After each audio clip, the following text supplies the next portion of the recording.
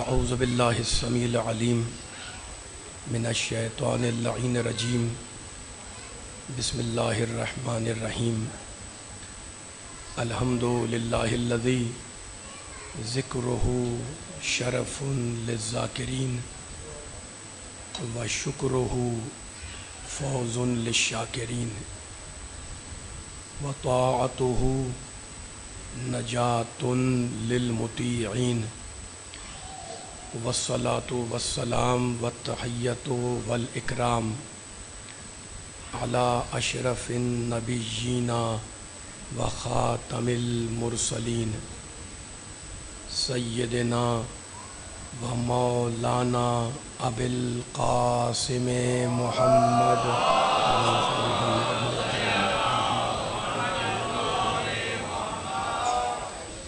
و اہل بیتہ الطیبین الطاہرین المعصومین المظلومین اما بعد فقد قال اللہ سبحانہ وتعالی فی محکم کتابہ المبین بسم اللہ الرحمن الرحیم من عمل صالحا من ذکر او انثی وہو مؤمن فلنحیینہ حیاتا طیبہ صلوات اللہم صلی علی محمد و علی محمد رجاہم اللہ اکبر ادھر اس طرف آجائیں اس طرف آجائیں کریں یا رسول اللہ یا رسول اللہ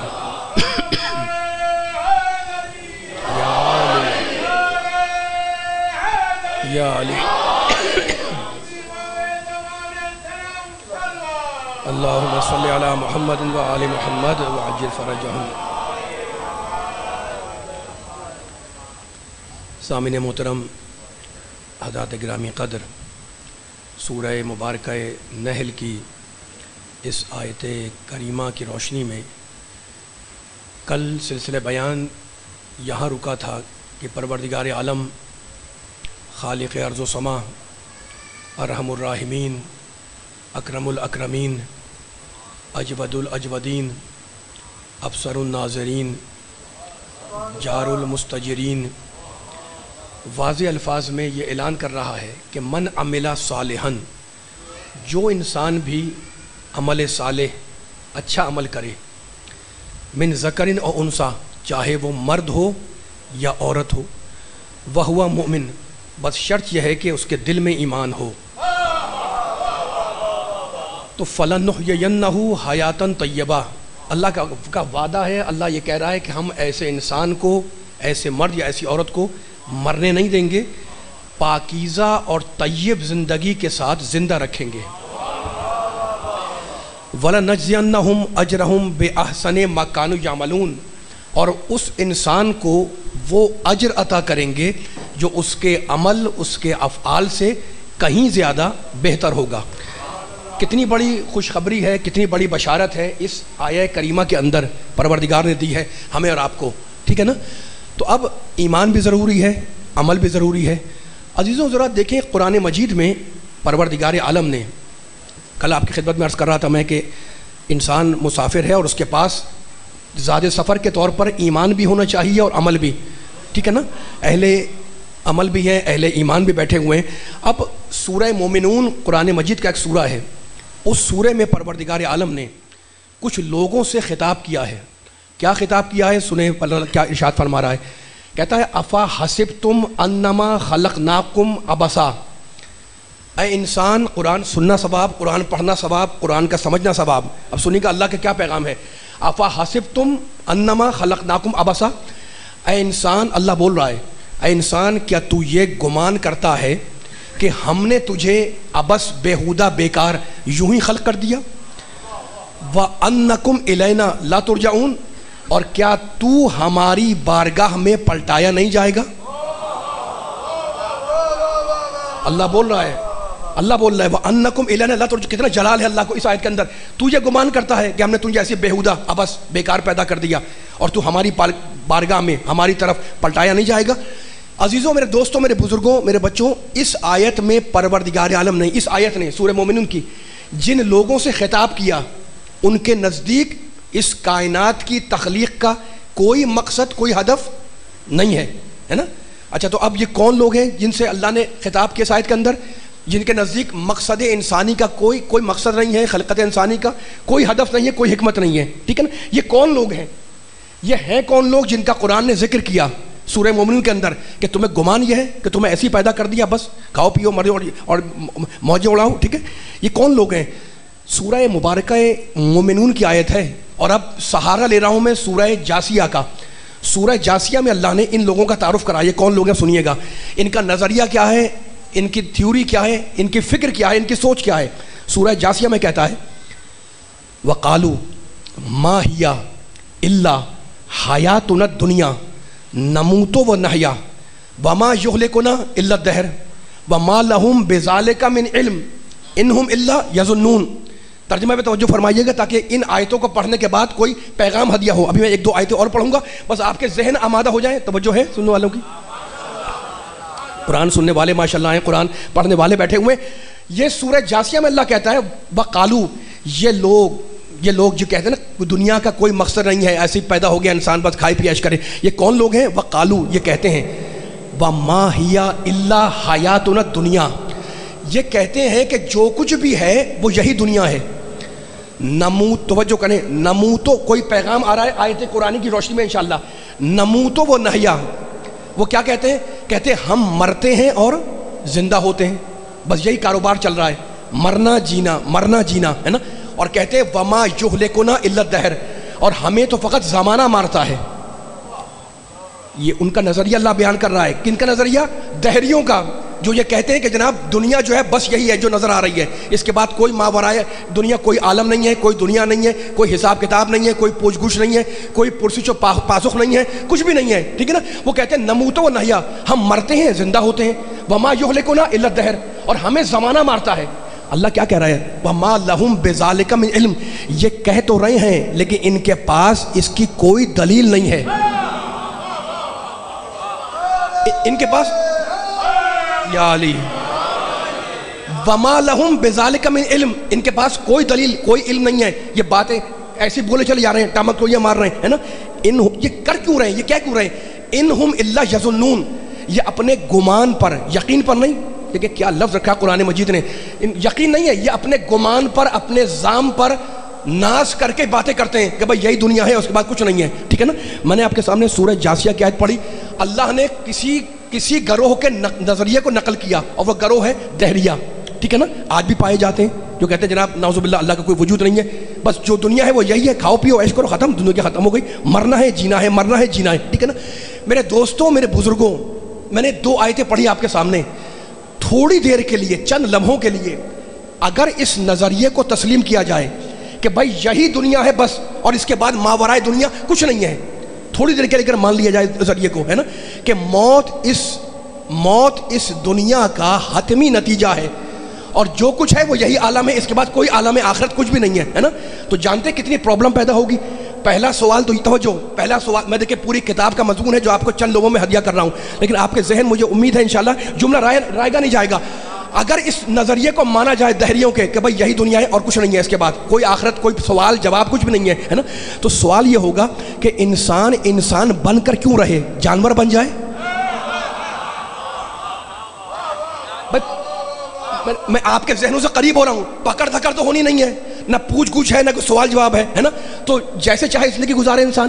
کیوں کسی قانون کی پابندی کرے، کیوں کسی آئین کو فالو کرے، کیوں کسی لا کو فالو کرے. بعد میں پوچھنا تو ہے نہیں، کوئی پکڑ ہے، نہ دھکڑ ہے، نہ کوئی آخرت ہے نا. اچھا تو اب کوئی کہہ سکتا کہ جناب ٹھیک ہے کیا خرابی ہے اس میں، انسان جانور بن کے زندگی گزار دے، کھائے پیے عیش کرے، ہے نا. میں پوچھوں گا جناب اگر جانور ہی بننا تھا تو یہ عقل کیوں ملی؟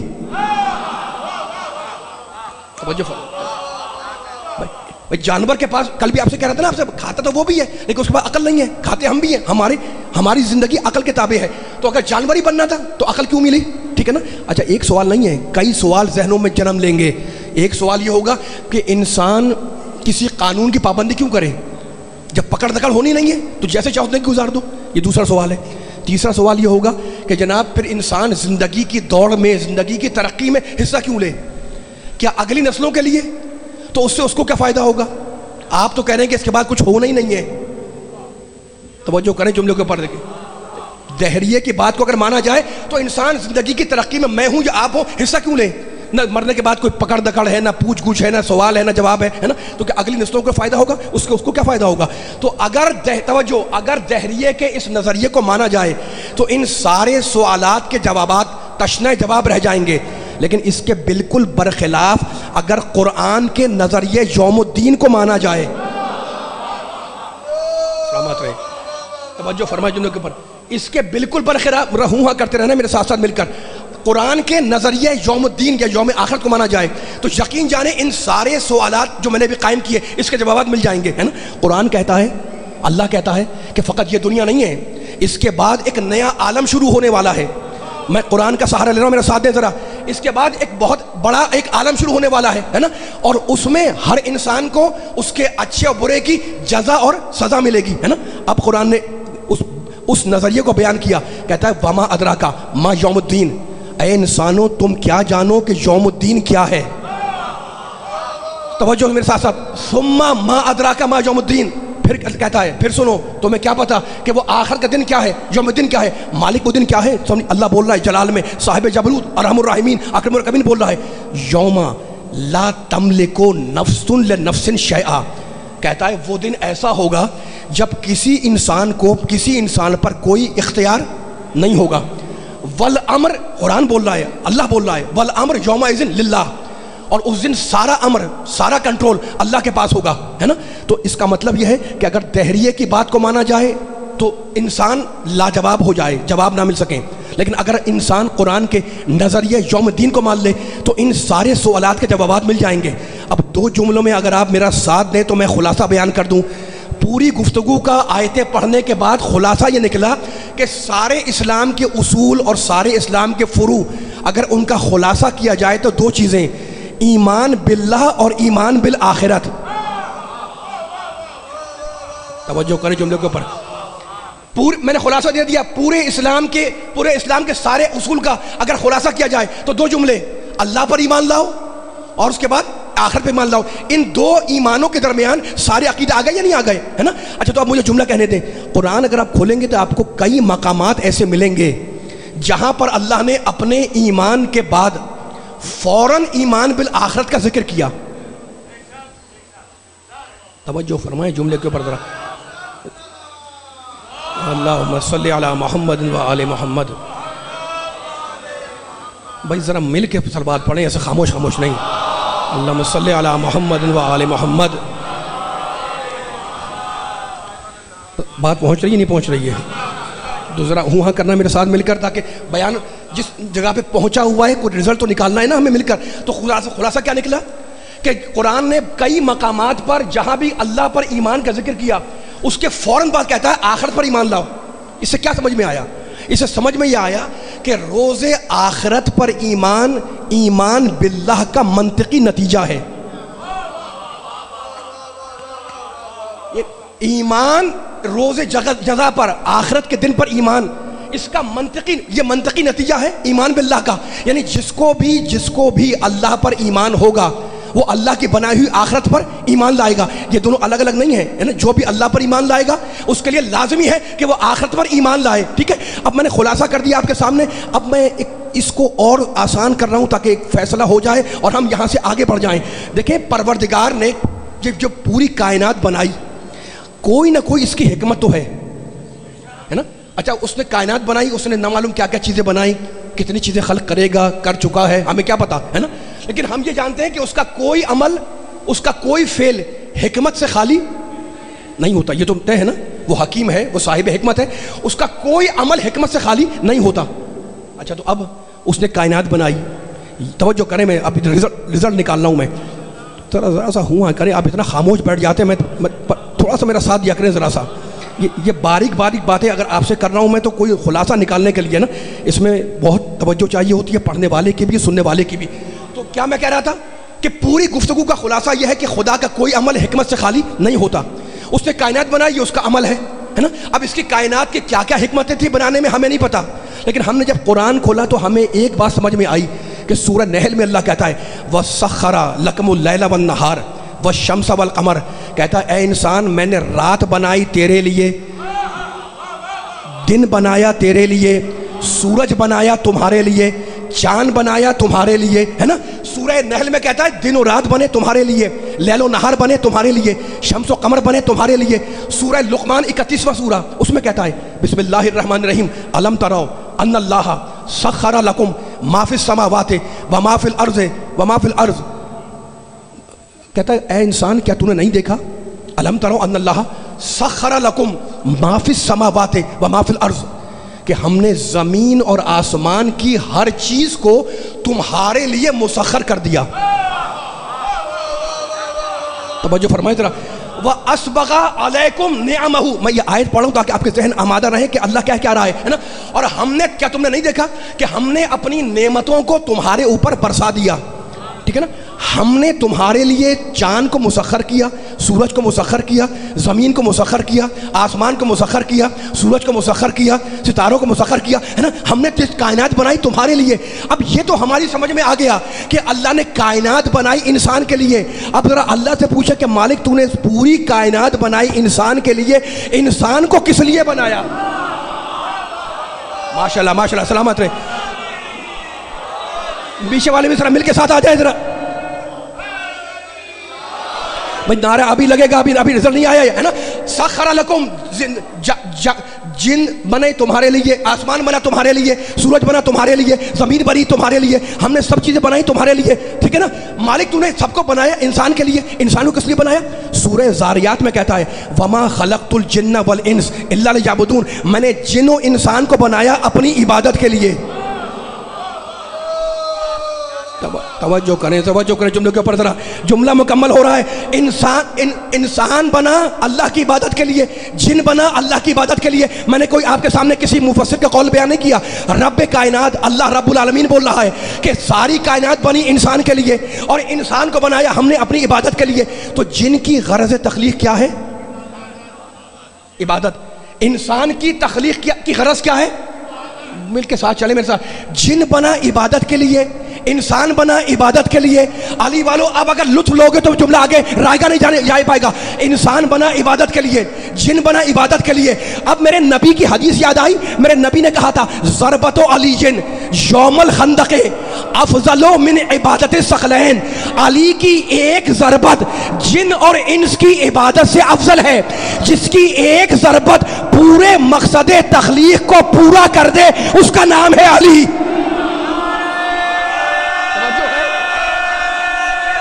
ایک مل کے ذرا یار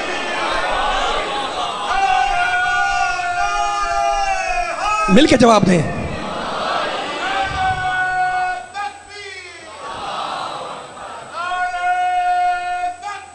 مل کے بولیں ذرا. یا رسول اللہ، ماشاء اللہ، یا رسول اللہ. مل کے سارے ذرا ماشاء اللہ. یا علی ماشاء اللہ،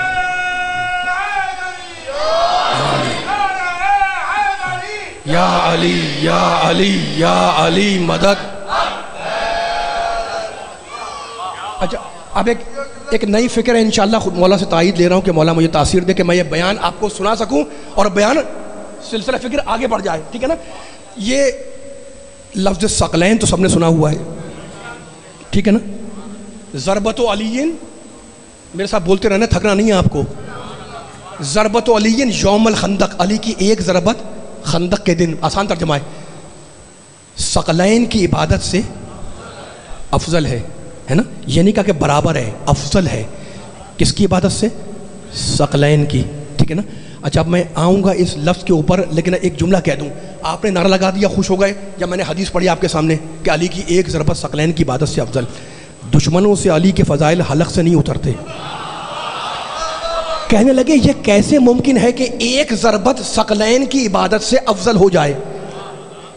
نبی نے یہ نہیں کہا کہ ضربات و علی، علی کی بہت سی ضربتیں، یہ تو نہیں ہے نا. حدیث میں آیا ضربت و علین, ضربت کہتے ہیں ایک ضربت کو. کہنے کہ بھائی یہ کیسے ممکن ہے, علی والے بیٹھے ہوئے ہیں اور یہ پیغام ہے فرش اعظم سے لے کے اٹھے. کہنے کہ یہ کیسے ممکن ہے کہ ایک ضربت اور ثقلین کی عبادت سے افضل ہو جائے, ہے نا. اب یہ اعتراض آپ کے سمجھ میں آ گیا. اب میں اعتراض کے جواب میں حدیث نہیں قرآن پڑھ رہا ہوں, فیصلہ آپ کر لیے گا. قرآن میں اللہ کیا کہتا ہے, انا انزلناہ فی لیلۃ القدر وما ادراک ما لیلۃ القدر, شب قدر لیلۃ القدر خیر من الف شہر, ایک رات 1000 مہینوں سے بہتر ہے. تو علی کی ایک ضربت ثقلین سے بہتر نہیں ہے؟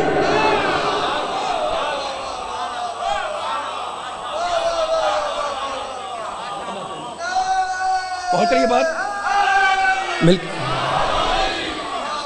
سلام بات رہے, مولا آباد رکھے, ٹھیک ہے نا. اچھا, سے قاف لام یہ نون ثقلین, ٹھیک ہے نا, تسنیہ کا صیغہ ہے. ضربت العین یوم الخندق افضل من عبادت ثقلین, علی کی ایک ضربت ثقلین یعنی جن اور انس کی عبادت سے افضل ہے. ثقلین کے یہاں معنی کیا ہیں, جن اور انس. یہ پیغام لے کے اٹھیے گا, تھکے تو نہیں میرے سننے والے بھائی, مل کے چلا کریں, ساتھ ساتھ مل کے چلیں. نعرے آخر میں لگیں گے لیکن ہوا کرتے رہیں گے تو پڑھنے میں بھی آسانی ہے, سننے میں بھی آسانی ہے. ثقلین کی ایک معنی, توجہ کریں ذرا میرے جملے کے اوپر, ذرا بہت لمبا, میں سوا گھنٹہ تو نہیں بیٹھوں گا ممبر پر. کسی وقت بھی دیکھیں گے آپ, میں گریز لیا, میں نے مسائل پڑھے, ختم ہو گیا. لیکن جتنا آپ کا موڈ ہے سننے کا کہ فضائل سنیں, قرآن کی آیتیں سنیں, حدیث سنیں, تو میں سنا رہا ہوں آپ کو. ثقلین کی ایک معنی ہے جن اور انس, ٹھیک ہے نا. یہاں پہ جو میں نے بیان معنی بیان کی, اور جو نبی نے کہا تھا انی تارکن فیکم الثقلین, میں تمہیں ثقلین کو چھوڑ رہا ہوں, ہے نا.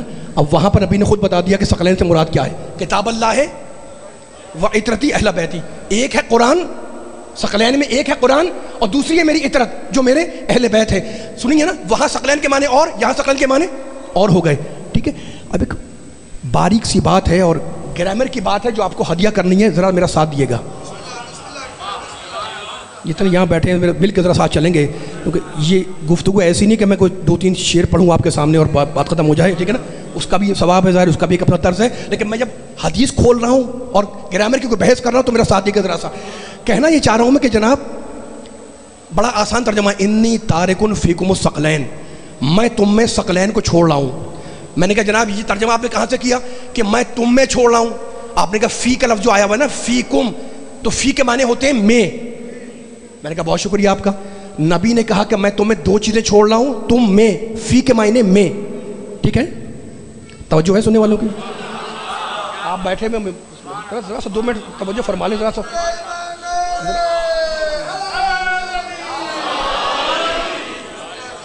مجلس کا حسن جب برقرار رہے گا جب آپ صاحب کی توجہ میری طرف رہے, ٹھیک ہے نا. اچھا, تو اب میں گرامر کی بحث شروع کر رہا ہوں, میرا ساتھ دے گا. یہ امپورٹنٹ بات ہے, اس لیے میں رک گیا ہوں, بار بار آپ لوگوں کو متوجہ کرنا چاہ رہا ہوں کسی وجہ سے, ٹھیک ہے نا. میں نے کہا جناب یہ آپ نے کہا تم میں چھوڑ رہا ہوں, یہ میں کا ترجمہ کہاں سے ہے؟ آپ نے کہا فی سے آیا, ٹھیک ہے نا. تو فی کا ایک ترجمہ دیکھیں کہ کہاں پرواز اور کہاں جانا ہے ہمیں مل کر. فی کا ایک ترجمہ ہوتا ہے میں, کیا ہوتا ہے بولتے رہے نا, فیکم یا تم میں چھوڑ رہا ہوں, ٹھیک ہے نا. یہ ایک ترجمہ ہے. اور کبھی لفظ فی آتا ہے کسی چیز کے بارے میں.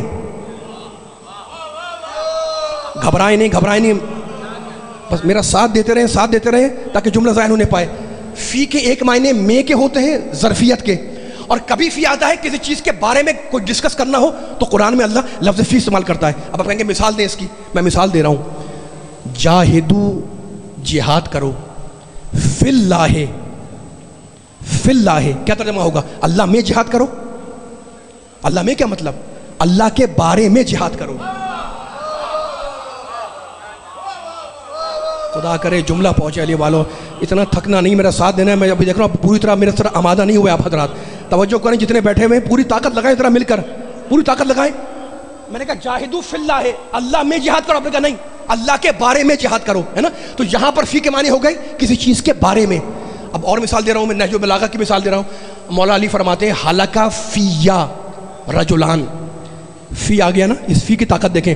حلقہ فیا رجلان, علی کہہ رہے ہیں میرے بارے میں 2 طرح کے لوگ ہلاک ہو گئے. میرے میں نہیں, میرے بارے میں. میں نے کہا یہ میرے بارے میں کہاں سے نکالا آپ نے؟ آپ نے کہا فی سے, ہے نا. جاہدو فی اللہ, جہاد کرو اللہ کے بارے میں. میں نے کہا بارے میں کہاں سے؟ آپ نے کہا فی سے. تو فی کا ایک معنی ہوتا ہے میں, اور ایک ہوتا ہے کسی چیز کے بارے میں. ٹھیک ہے, اب میں ایک آیت اور پڑھ رہا ہوں آخری تاکہ اس کے بعد فیصلہ کر دوں. سورہ لقمان میں کہتا ہے وَمِنَ النَّاسِ مَن يُجَادِلُ فِي اللَّهِ. اللہ کہتا ہے انسانوں میں ایسے بھی ہیں جو جھگڑتے ہیں فی اللہ, اللہ میں نہیں, اللہ کے بارے میں جھگڑتے ہیں, ہے نا. تو اب سمجھ میں آ گیا ہمارے کہ لفظ فی آتا ہے کسی چیز کے بارے میں, اور کبھی آتا ہے کسی چیز کے میں, ہے نا, کبھی ظرفیت کے معنی میں, کبھی کسی چیز کے بارے میں. اب میں قرآن مجید کی آیت جو بھی پڑھی تھی دوبارہ پڑھ رہا ہوں میں. انا انزلناہ, میں نے, اللہ کہہ رہا ہے ہم نے قرآن کو نازل کیا. مل کے ساتھ چلیں ذرا میرے. اتنا خاموش بیٹھ گئے یار, اتنا خاموش تو آواز نہیں آ رہی. نعرہ آخر میں لگائیے گا, ابھی نہیں, ابھی پیچھے والوں سب انوالو ہو جملوں کے اندر. ترجمہ آپ سے کروانا ہے. انا انزلناہ, ہم نے نازل کیا قرآن کو, فی لیلۃ القدر, شب قدر میں. میں نے کہا جناب یہ میں کہاں سے آیا؟ آپ نے کہا فی سے.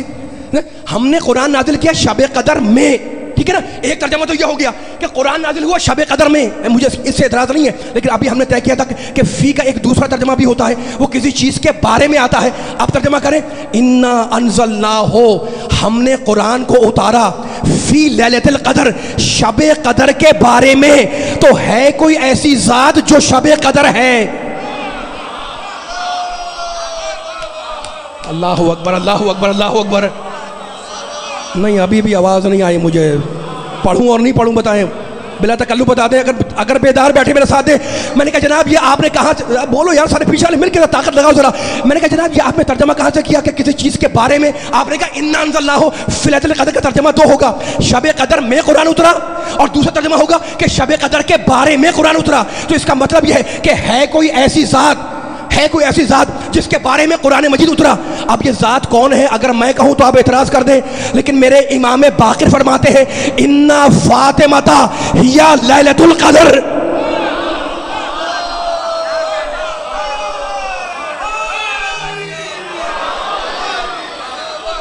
انا فاطمۃ ہی لیلۃ القدر, فاطمہ ہی شب قدر ہے.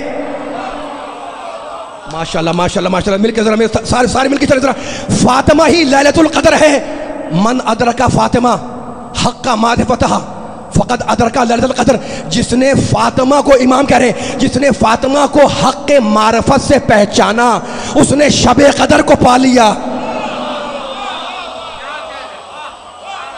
جس نے فاطمہ, بولو یار علی والو خدا کی, تھوڑا سا بولو میرے ساتھ ساتھ. جس نے فاطمہ کو شب, بیان ختم کر رہا ہوں میں, اگر آپ تھکے ہوئے تو بیان ختم کر رہا ہوں. جس نے فاطمہ کو شب قدر کی معرفت سے پہچانا اس نے شب قدر کو پا لیا. تو فاطمہ ہے شب قدر, شب قدر ہے فاطمہ. میرے امام باقر نے کہا اب ہو سکتا ہے کوئی اعتراض کر دے کہ بھئی شب قدر تو رات ہے اور فاطمہ ذات ہے, یہ ذات رات کیسے بنی؟ اللہ اکبر, اللہ اکبر. بھئی کوئی سوال ہو سکتا ہے نا کہ شب قدر تو رات کا نام ہے اور سیدہ فاطمہ ہے ذات کا نام, یا آپ نے ذات کو رات کیسے بنا دیا؟ ہم نے تو مان لیا ہمارے امام نے کہا تھا, ہے نا, لیکن اب دلیل لے رہا ہوں ان کو جو اعتراض کرتے ہیں کہ بھئی یہ ذات رات کیسے بن گئی, ہے نا. تو دلیل کے لیے میں حدیث کا سہارا لے رہا ہوں. ایک منزل پر, ایک مقام پر, ایک جنگ میں میرے مولا علی نے ارشاد فرمایا انا القرآن الناطق, میں بولتا قرآن ہوں. نہیں ساتھ نہیں ہیں لوگ میرے. انا القرآن الناطق, میں قرآن ناطق ہوں, میں بولتا قرآن ہوں. تو اگر علی بولتا قرآن تو حسن بھی بولتا قرآن. اس لیے کہ جو خون علی, بولو یار تھوڑا سا بولو, اس لیے کہ جو خون علی کی رگوں میں وہی حسن کی رگوں میں. تو اب مجھے بتاؤ اگر علی چلے جائیں تو حسن بولتا قرآن, اگر حسن چلے جائیں تو حسین بولتا قرآن, اگر حسین چلے جائیں تو زین العابدین قرآن, زین العابدین چلے جائیں تو محمد باقر قرآن, محمد باقر چلے جائیں تو جعفر صادق قرآن, جعفر صادق چلے جائیں تو موسیٰ کاظم قرآن, موسیٰ کاظم چلے جائیں تو علی رضا قرآن, علی رضا چلے جائیں تو محمد تقی قرآن, محمد تقی چلے جائیں تو علی نقی قرآن, علی نقی چلے جائے تو حسن عسکری قرآن, عسکری چلے جائے تو میرا 12واں قرآن. ان 12 کا سیدہ سے رشتہ کیا ہے؟ سیدہ ایک ہی زوجہ ہے اور 11 کی ماں ہے. تو جس رات میں ایک قرآن آئے وہ شب قدر بن جائے, تو جس بی بی کی نسل سے 11 قرآن آئے ہو کیا وہ شب قدر نہیں ہے؟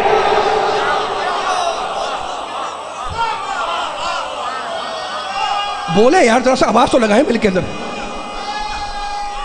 سب خاموش.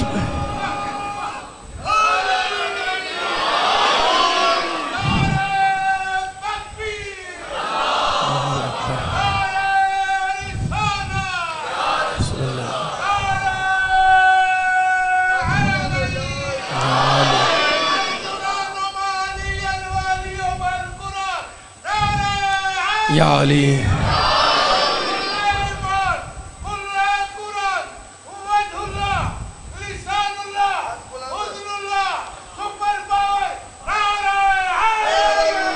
या अली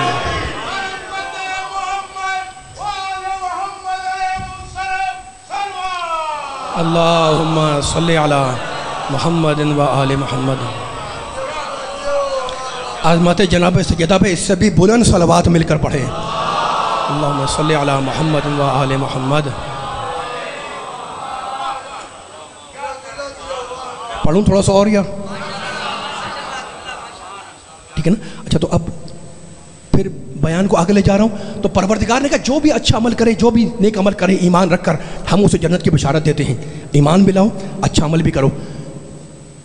बार बार कुरान में अल्लाह ने कहा है, सूरह वल असर जो हर एक को याद होगी, उसमें क्या कहा अल्लाह ने, वल असर इन्नल इंसाना लफ़ी खुस्रिन इल्लल लज़ीना आमनू व अमिलुस सालिहात। कसम है गुजरते हुए ज़माने की। इन्नल इंसाना लफ़ी, तर्जमा इतना आसान है, अब रहा मेरे साथ चलते रहें सारे ताकि फ़ैसला होता रहे। थकना नहीं है ना, तर्जमा पे रोकना है अपने सुनने वालों को। पूरी ताकत लगा के मेरा साथ देते रहे। थक गए क्या यार? बाज़ लोग झुक जाते हैं, आप सामने बैठ के ना तो हुआ क्या करें, तरह मिल के ताकत लगाए करें। थोड़ा 10 मिनट के ऊपर मैं फ़ज़ाइल नहीं पढ़ूंगा, लेकिन 10 मिनट ज़रा आप पूरी ताकत लगाएं ताकि जुमला मुकम्मल हो जाए। वल असर इन्नल इंसाना लफ़ी खुस्रिन इल्लल लज़ीना आमनू व अमिलुस सालिहात। अल्लाह कहता है सब खसारे में है मगर वो जो ईमान लाए और अच्छा अमल करे, है ना, उसे हम खसारे से बचा लेंगे। सूरह वल असर में कहा। सूरह नहल में जो मैंने आयत पढ़ी आपके सामने 2 दिन से, उसमें यही कहा अल्लाह ने, मर्द हो या औरत अगर अच्छा अमल करेगा ईमान रखकर तो हम उसे जिंदा रखेंगे, ठीक है ना। फिर सूरह वत्तीन में कहता है बिस्मिल्लाहिर रहमानिर रहीम वत्तीने वज़ैतूने वतूरे सीनीना व हाज़ल बलदिल अमीन लक़द खलक़नल इंसाना फ़ी अहसनि तक़वीम सुम्मा रददनाहु अस्फ़ला साफ़िलीन इल्लल लज़ीना आमनू व अमिलुस सालिहात। कसम है इंजीर की, कसम है जैतून की, कसम है कोहे तूर की, कसम है बलद अमीन की। हमने इंसान को अहसन तक़वीम बनाया, बेहतरीन कीमियावी अज्जा दे के दुनिया में भेजा। सुम्मा रददनाहु अस्फ़ला साफ़िलीन, फिर हमने इंसान को अस्फ़ल साफ़िलीन में जहन्नम के पस्तियों में ढकेल दिया। इल्लल लज़ीना आमनू व अमिलुस सालिहात, मगर जो ईमान रखे, अल्लाह कहता है जो अच्छा अमल करे हम उसे जहन्नम की पस्तियों से बचा लेंगे, है ना। तो आपने देखा और आयतें निकाल लीजिएगा, बार बार कुरान में अल्लाह ने अगर जमानत ली है जन्नत की तो 2 चीज़ों पर, ईमान लाओ अच्छा अमल करो, ईमान लाओ अच्छा अमल करो, है ना। अब ये तो कुरान की आयतें पढ़ी मैंने आपके सामने, अब जरा गुफ्तगू को खोल रहा हूँ। ईमान यानी उसूल दीन, ईमान यानी अकीदा, ईमान यानी उसूल दीन, है ना। तो ये ईमान के माने अल्लाह पर ईमान है, क्या है, अल्लाह उसूल दीन में है, तौहीद उसूल दीन में, ठीक है ना। अल्लाह उसूल दीन के अंदर है। थक गए हैं?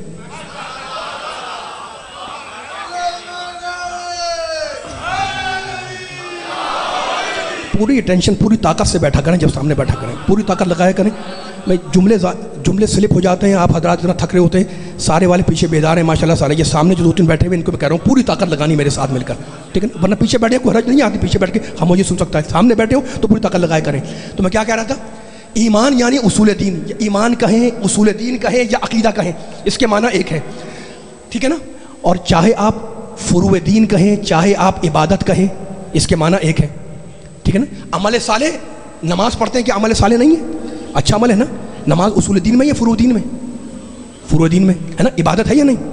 तो चाहे फुरूए दीन कहें, चाहे इबादत कहें, चाहे आप फुरूए दीन कहें, चाहे इबादत कहें, चाहे अमल साले कहें, इसके माना एक है। चाहे उसूल दीन कह लें, चाहे आप अकीदा कह दें, इसके माना एक है ना। जब अली खंदक में जा रहे थे तो नबी ने क्या कहा था, बरज़ल ईमानो कुल्लहु इलल कुफ्र कुल्ले, ये अली नहीं जा रहा, कुल्ले ईमान जा रहा है। और जब अमर का सर काट के लाए तो क्या कहा, अभी तो मैंने सुनाया था आपको, ज़रबतो अलीन यौमल खंदक़े अफज़लो मिन इबादत सकलैन, अली की एक ज़रबत जिनो इंस की इबादत से अफजल है। ईमान कहते हैं उसूल दीन को, इबादत कहते हैं फुरूए दीन को। नबी ने बतला दिया कि उसूल दीन भी अली है, फुरूए दीन भी अली है।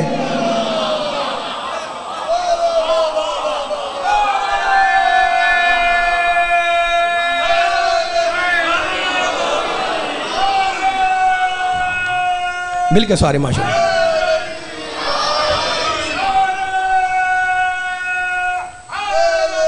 یا علی یا علی یا علی یا علی مدد. بس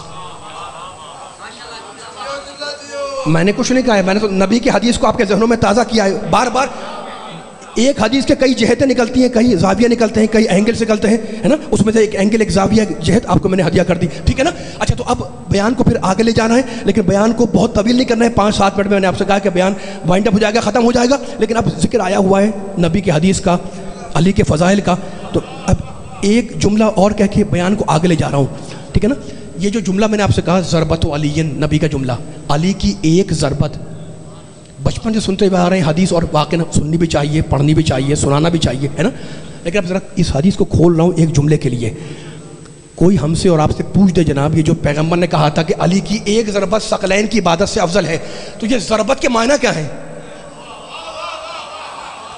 سلامت رہے، مولا آباد رکھے. ضربت کے معنی کیا ہے؟ ٹھیک ہے نا، نبی نے کہا تھا، ٹھیک ہے ہم مان لیتے ہیں، ٹھیک ہے، لیکن ضربت کے معنی کیا ہے؟ تو بڑا آسان کر رہا ہوں دوستوں میرے. کوئی اگر پوچھے جناب یہ ضربت کیسے کہتے ہیں، ہے نا، تو اسے بس ایک آسان سا اشارہ کر کے بتائیں بھائی، کہ اس سے یہ کہیں کہ جناب ضربت کے معنی ہے تلوار ہاتھ میں لے کر اوپر سے نیچے ہاتھ کو حرکت دینا. ماشاءاللہ، امیل کے سارے آ جائیں ذرا، ہے نا. اس میں کوئی ابہام نہیں ہے، اس میں کوئی بڑی آسان سی بات ہے، بچہ بھی جانتا ہے، بڑے بھی جانتے ہیں. میں آسان مثال دے رہا ہوں. میں نے کہا جناب ضربت سمجھا، ضربت کیسے کہتے ہیں؟ آپ نے کہا تلوار ہاتھ میں لے، اور تلوار ہاتھ میں لے کر اوپر سے نیچے ہاتھ کو حرکت دے دیں. میں نے کہا یہ کیا ہوا؟ آپ نے کہا یہی ضربت ہے. میں نے کہا بہت شکریہ آپ کا. اس کا مطلب یہ ہے کہ ہاتھ، توجہ، ہاتھ کی ہلکی سی حرکت کا نام ہے ضربت، ٹھیک ہے نا. اب ایک جملہ کہہ رہا ہوں میں، یہ جو حرکت ہے نا ہاتھ کی، یہ حرکت ذاتی نہیں ہے. مولا آباد رکھے، مولا آباد رکھے. آپ کہیں جناب اس کو ذرا کھولیں، کیا مطلب کہنے کا؟ مطلب کہنے کا یہ ہے، مطلب کہنے کا میرا یہ ہے کہ جس کے ہاتھ میں راشا ہو جائے اس کا ہاتھ ہلتا رہتا ہے نا. اسے عربی میں کہتے ہیں مرتعش، جس کے ہاتھ میں راشا ہو جائے. اچھا مجھے بتائیں، یہ جو ہاتھ میں راشا آیا ہے یہ بچپن سے تو نہیں تھا نا؟ ایج گزری، بڑھاپا آیا، ہاتھ میں راشا آ گیا. اگر علاج کرایا جائے، صحیح دوائیں دی جائیں، تو یہ راشا، یہ ہاتھ کی یہ حرکت جو ہل رہا ہے یہ ختم ہو جائے گی. اس کا مطلب کیا ہوا؟ اس کا مطلب یہ ہے کہ یہ اس کی ہاتھ کی حرکت ذاتی نہیں تھی. یہ جو ہم لوگ ہلتے جلتے رہتے ہیں، ہاتھ کی حرکت کرتے رہتے ہیں، اٹھنا بیٹھنا کرتے ہیں، یہ ہماری ذاتی حرکت نہیں ہے، ذات میں نہیں ہے. دلیل کیا ہے اس کی؟ دلیل یہی جو میں نے آپ کو سامنے دی کہ اگر یہ حرکت ہماری ذات میں ہوتی تو ہم ہر وقت ہلتے رہتے. اس کا مطلب یہ ہے کہ یہ حرکت ہماری ذاتی نہیں ہے. اب حرکت کے بالکل اپوزٹ کہلاتا ہے سکون. اردو والا نہیں، عربی والا. اردو میں سکون اطمینان کے معنی میں، اور عربی میں سکون کیسے کہتے ہیں؟ جو حرکت کے اپوزٹ ہو. کیا مطلب؟ یعنی ایک جگہ پڑے رہنا، ہلنا مت، حرکت نہ کرنا، اس کو کہتے ہیں سکون، ساکن رہنا، ہے نا. یہ نہیں معلوم پہنچا کہ نہیں پہنچا جملہ میں، پہنچی بات میری سننے والی، ٹھیک ہے نا. ہاتھ کی حرکت یہ بھی ذاتی نہیں ہے، اور اس کے اپوزٹ جو سکون پڑے رہنا ہے وہ بھی یہ ذاتی نہیں ہے. آپ کہیں گے اس کی کیا دلیل ہے کہ سکون ذاتی نہیں ہے؟ سکون اگر انسان کا ذاتی ہوتا تو انسان پتھروں کی طرح ہمیشہ ساکن پڑا رہتا. ایسا تو نہیں ہوتا ہے نا، کبھی آپ ساکن ہو جاتے ہیں، کبھی آپ اٹھ جاتے ہیں، کبھی میں ساکن ہو جاؤں گا، کبھی میں اٹھوں گا. اس کا مطلب یہ ہے کہ یہ سکون بھی عربی والا انسان کی ذات میں نہیں ہے، یہ بھی انسان پر عارض ہوتا ہے. حرکت بھی عارض ہوتی ہے اور سکون بھی عارض ہوتا ہے، یہ دونوں انسان کی ذات میں نہیں ہے. تو فرق کیا ہوا ذاتی میں اور عرضی میں؟ ذاتیات میں اور عرضیات میں فرق کیا ہوا؟ ذاتی وہ جو انسان کے ہر وقت ساتھ ہو، اور عرضی وہ جو کبھی ساتھ ہو کبھی ساتھ. سلامت رہے، مولا آباد رکھے. جملہ مکمل ہو گیا ہے. اگر آپ نے یہ سمجھ لیا ہے تو جملہ مکمل ہو گیا. ذاتی وہ ہوتا ہے جو ہر وقت ساتھ رہے، اور عرضی بھی ہوتا ہے جو کبھی عارض ہوتا ہے کبھی عارض نہیں ہوتا، ہے نا. سمجھ میں آ گیا میرے؟ ٹھیک ہے. اگر انسان کی حرکت ذاتی ہوتی تو حرکت ہلتا رہا، ہر وقت ہلتا رہتا. اگر انسان ساکن ہوتا تو ہر وقت پڑا رہتا. تو نہ انسان کی ذات، انسان کی حرکت ذاتی ہے، نہ انسان کا سکون ذاتی ہے. علی کے ہاتھ کی حرکت ایسی جو ثقلین کی عبادت سے افضل، اور علی کا سکون بستر محمد پر ایسا جو اللہ کی مرضی لے آیا. علی کے ہاتھ کی حرکت ایسی جو ثقلین کی عبادت سے افضل، چہرے تھکے تھکے لگ رہے ہیں مجھے نہیں معلوم جملہ آگے قبول ہوگا یا نہیں ہوگا. علی کے ہاتھ کی حرکت ایسی جو ثقلین کی عبادت سے افضل, اور علی کا سکون بستر محمد پہ ایسا جو اللہ کی مرضی لے آیا. مسلمان نماز پڑھتا ہے کہ اللہ راضی ہو, زکوٰۃ دیتا ہے کہ اللہ راضی ہو, سجدہ کرتا ہے کہ اللہ راضی ہو, خمس نکالتا ہے کہ اللہ راضی ہو, روزے رکھتا ہے کہ اللہ راضی ہو. لیکن کسی مسلمان کے لیے رضامندی کی سند نہیں آئی. لیکن میرا علی ایسا کہ جس کے ہاتھ کی حرکت ثقلین کی عبادت سے افضل, جس کا سکون ایسا جو اللہ کی مرضی لے آیا. تو اگر عبادتوں کی عزت چاہتے ہو تو علی کے ہاتھ کی عزت کرو. مائک ذرا تھوڑا کھیلے. اگر عبادتوں کی عزت چاہتے ہو تو علی کے ہاتھ کی عزت کرو, اور اگر اللہ کو راضی کرنا ہے تو پہلے علی کو راضی کرو. اس لیے کہ اللہ کی مرضی ہے علی کے پاس. لیکن اس سے بڑھ کے جملہ کہہ رہا ہوں بھئی, علی کا سونا سکون بستر محمد پر ایسا جو اللہ کی مرضی لے آیا, اور علی کے ہاتھ کی حرکت ایسی جو ثقلین کی عبادت سے افضل ہو گئی. یہ حرکت بھی عرضی ہے, یہ سکون بھی عرضی ہے, اور ساری دنیا مل کر علی کی نہ ہاتھ کا مقابلہ کر سکی نہ علی کے سکون کا. تو جب ساری دنیا مل کر عرضیات میں علی کا مقابلہ نہ کر سکے تو علی کی ذات کا مقابلہ کیا کرے گی؟ سلامت ہے مولا بابا کے علی کے ہاتھ.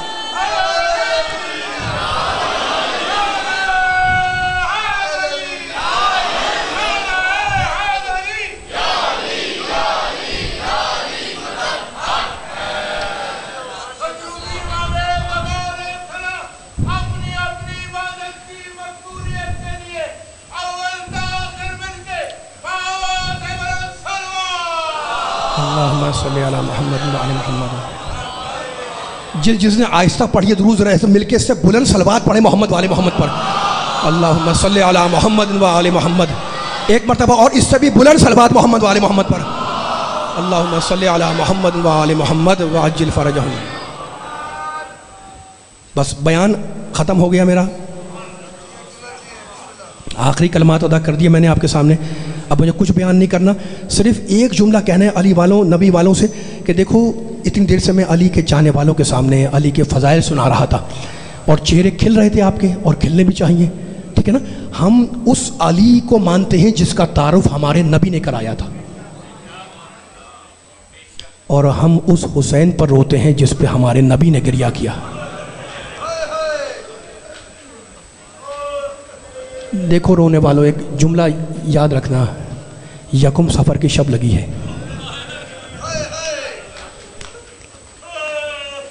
قافلہ اہل حرم کا لٹا ہوا یکم سفر کو شام کے دربار میں لایا گیا. محرم آپ کی آنکھوں میں آنسو ہیں, آپ کے دل پر چوٹ پڑی ہے. یکم سفر کو آل محمد کو شام کے مرکزی بازار میں لایا گیا. جانتے ہیں قافلہ کس شان سے آیا؟ قافلہ اس شان سے آیا کہ آگے آگے نیزے پر عباس کا سر تھا,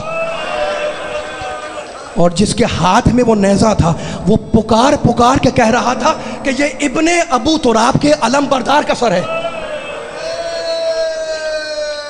عباس کے سر کے پیچھے پا پیادہ سید سجاد, ناقے پر نہیں, پا پیادہ پا پر رہنا, ننگے پاؤں, ان کے پیچھے اہل حرم کے ناقے. قافلہ بازار میں آیا. پیغمبر کے ایک صحابی تھے حضرت سہل ابن سعید. پرسے کی مجلس ہے, پرسہ دینے بیٹھے ہیں, خدا بانیان مجلس کے توفیقات نیک میں اضافہ فرمائے. خدا جتنے مومنین مومنات بیٹھے ہیں خدا ان کی حاجت کو پورا کرے. پیغمبر کے ایک صحابی تھے حضرت سہل ابن سعید, انہوں نے اس سر کو پہچان لیا. کس کے سر کو؟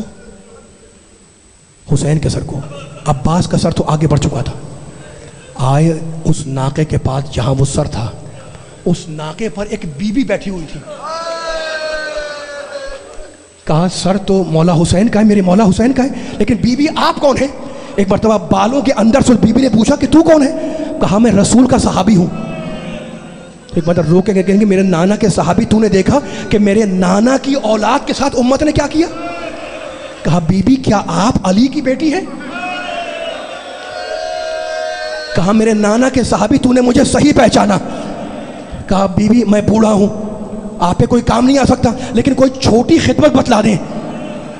کہا میرے نانا کے صحابی بس اتنا کر دے کہ یہ حسین کے سر کو لے کر آگے بڑھ جائے تاکہ مجمع ساتھ میں آگے بڑھ جائے. بڑی خدمات ہے صحابہ کرام کی واقع کربلا میں. سہل کے جیب میں 400 تھے, نیزہ بردار کے ہاتھ میں رکھے اور کہا سر حسین کو لے کر آگے بڑھ جاؤ. اب ترتیب ذرا بدل گئی, آگے عباس کا سر, اس کے پیچھے حسین کا سر, اس کے پیچھے باپ اعظم سجاد, ان کے پیچھے اہل حرم کے ناقے. یہ جو مشہور ہے نا بابو سعاد, بابو سعاد, اس دن تک اس جگہ کا نام بابو سعاد نہیں تھا, وہ دمشق کا مرکزی بازار تھا. ساعات کہتے ہیں کئی گھنٹوں کو, چونکہ آل محمد کا لٹا ہوا قافلہ کئی گھنٹوں اس دھوپ میں کھڑا رہا, اس لیے اس جگہ کا نام بنا بابو سعاد. خدا آپ کی آوازوں پہ رحم کرے. زہر ابن قیس حسین ابن علی کا سر تشت طلا میں رکھ کر یزید کے دربار میں پہنچا, سر پیش کیا. یزید ملعون نے میرے مولا کے سر کو دیکھا اور ایک جملہ کہا. حسین کے سر کے بال سفید تھے, داڑھی کے بال سفید تھے. سر کو غور سے دیکھا اور کہنے لگا حسین بہت جلد بوڑھے ہو گئے.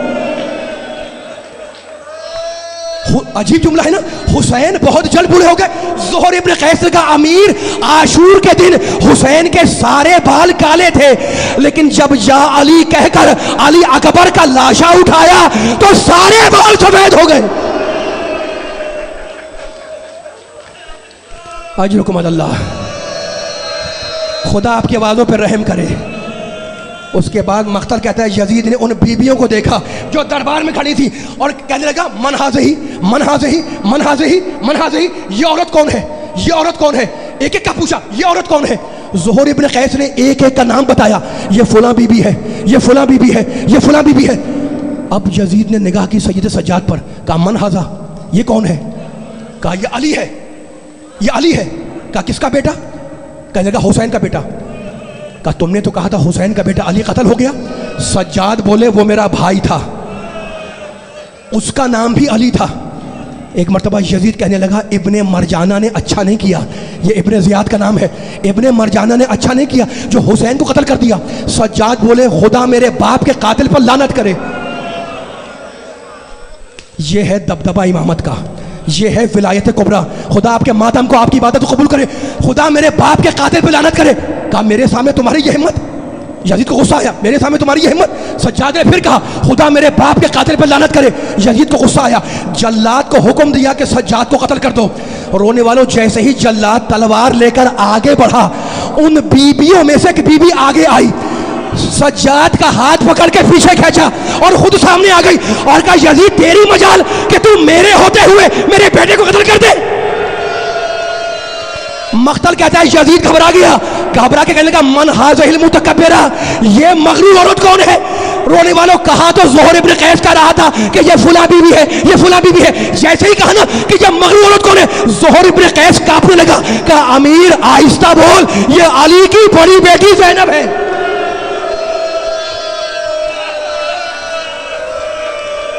اب شہزادی کا جملہ سنے, خدا آپ کے پرتو قبول فرمائے. کہنے لگی امن العدل یبنۃ طلقہ, اے آزاد کردہ رسول کی اولاد. بی بی بول رہی ہے اے آزاد کردہ رسول کی اولاد, کیا یہ عدل ہے کہ تیری عورتیں تیری کنیزیں تو پردے میں رہیں اور نبی زادیاں دربار میں کھڑی رہیں. حسبنا اللہ و نعم الوکیل, نعم المولا و نعم النصیر. یہ جملہ کہہ کر میری شہزادی بیٹھ گئی اور رونے والوں اب جو بی بی بیٹھی تو دربار میں رونے کا غول مچا. ایک دوسرے سے کہہ رہا تھا کہ تم نے علی کا لہجہ سن لیا, سنا سنا, علی یہ محمد کی نواسی بول رہی تھی, یہ علی کی بیٹی بول رہی تھی, یہ فاطمہ کی بیٹی بول رہی تھی, یہ حسین کی بہن بول رہی تھی. دربار میں رونے کا غول مچا. یزید گھبرا گیا, یزید نے گھبرا کر سر جھکایا. ابھی یزید سر جھکائے کچھ سوچ رہا تھا کہ اتنے میں حرم سرا کا پردہ اٹھا اور یزید کی عورت, یزید کی بیوی ننگے سر ننگے پاؤں دربار میں آ گئی. یزید گھبرا کے اٹھا, اپنی آبا اتاری, اپنی عورت کے سر پہ ڈالی اور کہنے لگا تو دربار عام میں آ گئی, تو بلوہ عام میں آ گئی. کہنے لگی میں کیا کروں, میں تو حجرے میں بیٹھی تھی کہ فاطمہ زہرا کی آواز آئی کہ تو حجرے میں ہے اور میری بیٹی دربار میں خطبہ دے رہی ہے.